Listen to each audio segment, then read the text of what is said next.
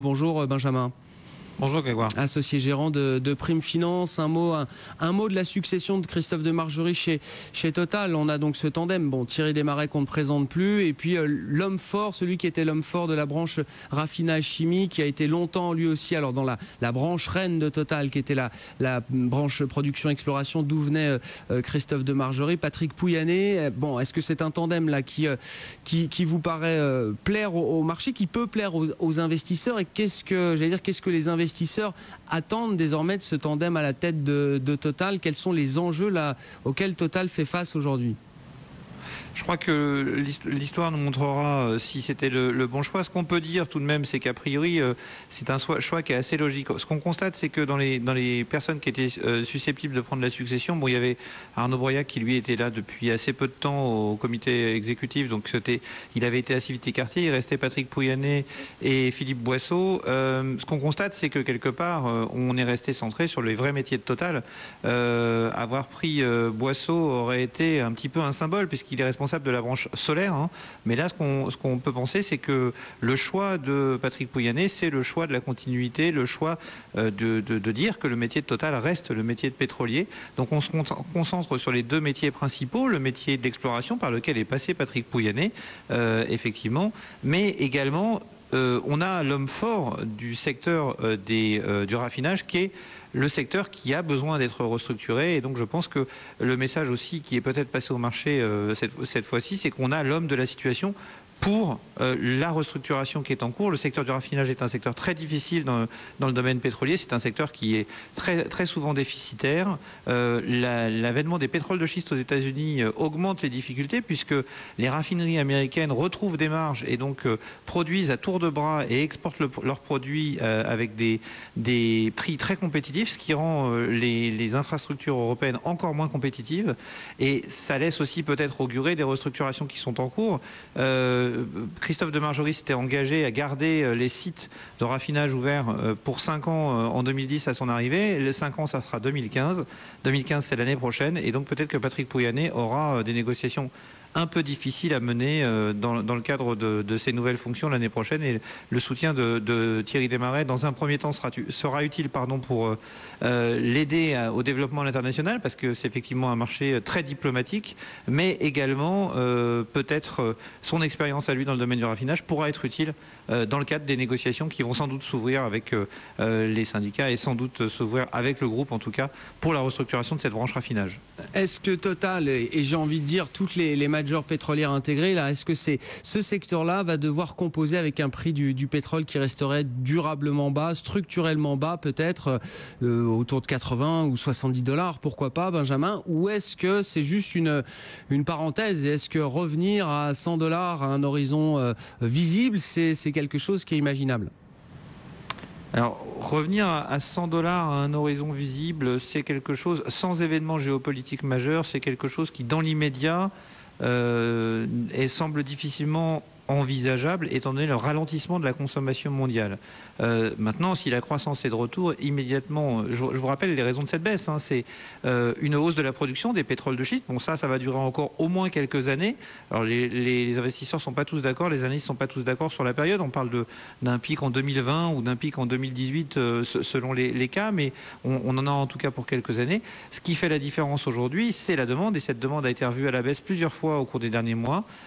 Si cette demande repartait vers l'avant, on pourrait voir des prix remonter à 100, sinon il va falloir composer avec des prix à 80. L'autre élément qui est assez compliqué pour ces majors, pour Total, mais pour les autres majors, c'est que quand on regarde les chiffres depuis le pic de production pétrolière de ces majors en 2004, celles-ci n'ont fait que perdre des parts de marché, perdre de la production. Total avait changé son responsable d'exploration il y a encore quelques semaines, a changé sa politique, essaye de se développer sur la Russie, de se développer sur les pétroles de schiste en Russie, sur la zone sibérienne. On a des vraies difficultés pour ces majors à maintenir la production. Elles ont raté un petit peu le boom des pétroles de schiste.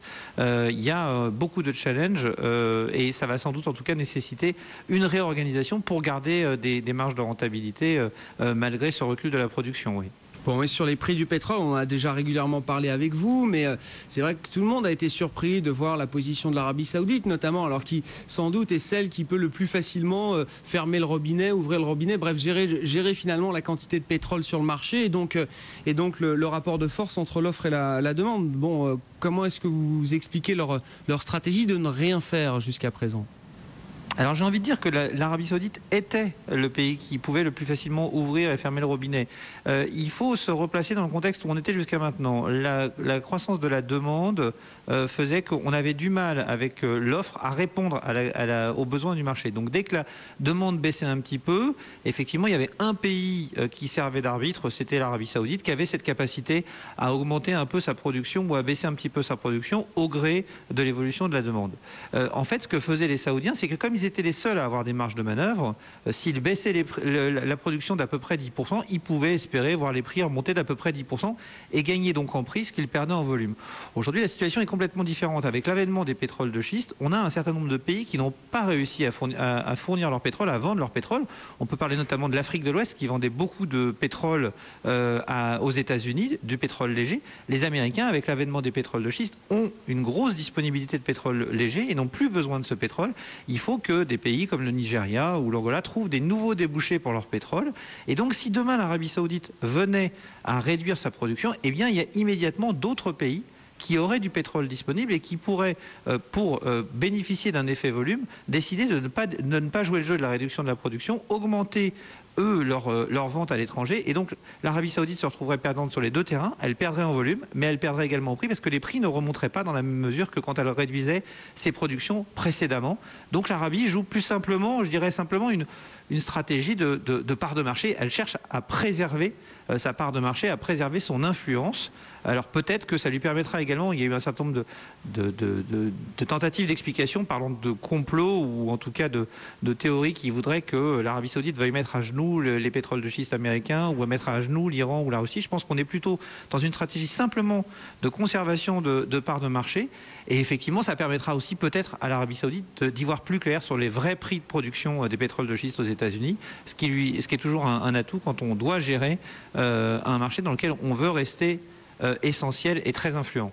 Bon, à court terme, qu'est-ce qu'on peut attendre des prix du pétrole qui semble avoir touché un plancher là. Enfin, on n'est pas descendu au-delà. Alors si on est passé sous 80 sur le WT, mais on n'a pas plongé derrière à 70. On s'est plutôt stabilisé, voire on a remonté un petit peu là. Sur le court terme, est-ce qu'on peut espérer une petite réappréciation quand même des prix ou est-ce que ça peut repartir à la baisse assez vite selon vous, Benjamin ?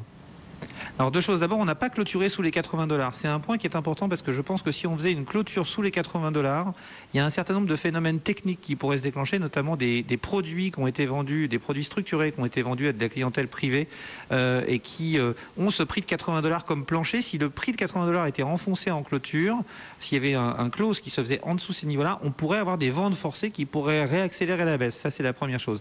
La deuxième chose, c'est qu'en fait, on va attendre d'y voir un petit peu plus clair sur ce qui se passe au niveau de la croissance aux États-Unis parce que là, aujourd'hui, clairement, la baisse, elle a été générée par une baisse de la demande de pétrole. Donc, tant qu'on n'y voit pas plus clair, on pense qu'on peut rester sur ces niveaux de 80-85 $. Il n'y a pas vraiment de momentum pour remonter, sauf à ce que ça redégénère en Libye ou ça redégénère en Irak. Mais il n'y a pas pour l'instant de raison supplémentaire de baisser. Il faudrait qu'on voit de nouvelles craintes apparaître sur la croissance chinoise ou sur la croissance américaine pour potentiellement passer sous les niveaux des 80 $. Je pense en revanche que si on passe sous les niveaux des 75 $, là on pourrait commencer à voir l'Arabie Saoudite demander à l'OPEP de jouer son rôle. Pourquoi ? Parce que si l'Arabie Saoudite pour l'instant a pu se permettre de ne pas réagir, c'est parce qu'elle avait fait des réserves, parce que son prix d'équilibre, on dit pour équilibrer son budget, se situe aux alentours de 90 $. Toute la première partie de l'année, elle a vendu au-dessus de ce prix-là, donc elle a un peu de marge de sécurité. Maintenant, si les prix continuent à baisser trop fort, là, il faudrait, et pour l'Arabie Saoudite et pour d'autres pays de l'OPEP, que l'ensemble de ces pays décident de jouer le jeu de façon à réduire la production. Sinon, l'ensemble de ces pays pourraient se retrouver avec des problématiques sociales très importantes. Merci beaucoup, Benjamin. Merci d'avoir été avec nous. Benjamin Louvet, associé gérant de Prime Finance, spécialiste des marchés de matières premières. Le WTI autour de 82,45 $ cet après-midi, le brut léger américain. Le Brent pour la mer